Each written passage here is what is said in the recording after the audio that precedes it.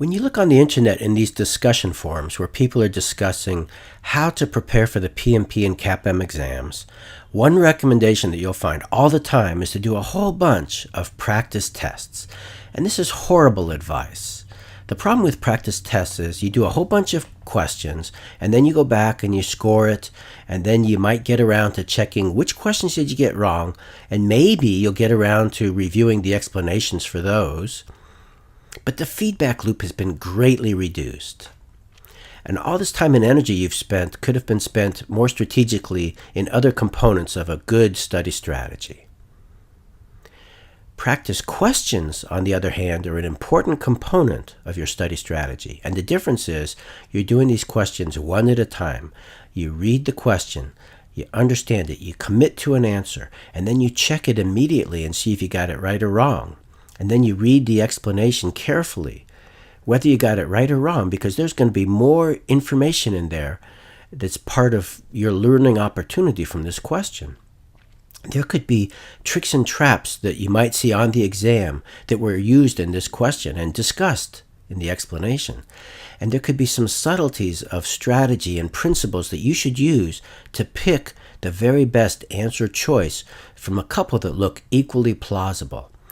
And this is an important component of being ready for the test. It's not just about knowing the underlying material.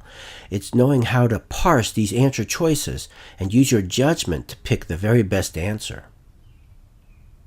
So clearly, reliable sources of these practice questions is important. And it's good to use a couple of sources because different people have different writing styles, and it's good to get some breadth in style. And if you do these practice questions as part of a study group, you can get even deeper learning as you discuss the questions and the answers and the explanations with your study group partners. Now, if you have to use practice tests, make sure there's some kind of learning mode where you can do them one at a time as practice questions and do this. And make sure it's from a reliable source. Now, why is it that practice tests are recommended so widely when it's such a lousy way to prepare for the exam?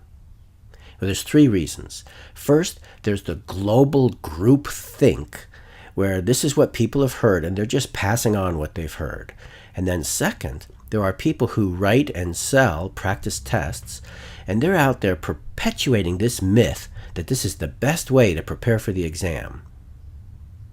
And then third, you have some training companies, and their mission should be to help people prepare for the PMP and CAPM exams.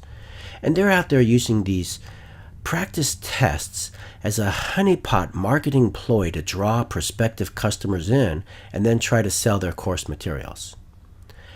And you will never see me doing this. To me, this is the height of cynicism, knowing as I do how lousy practice tests are in preparing for the exam. I could never imagine out there putting them out there as hey, good stuff, this is how you should prepare for the exam. That's my view of practice tests. If you'd like more honest guidance on how to prepare effectively for the PMP and CAPM exams, take a look at my website at project-road.com. That's project-road, ROAD.com. Thank you.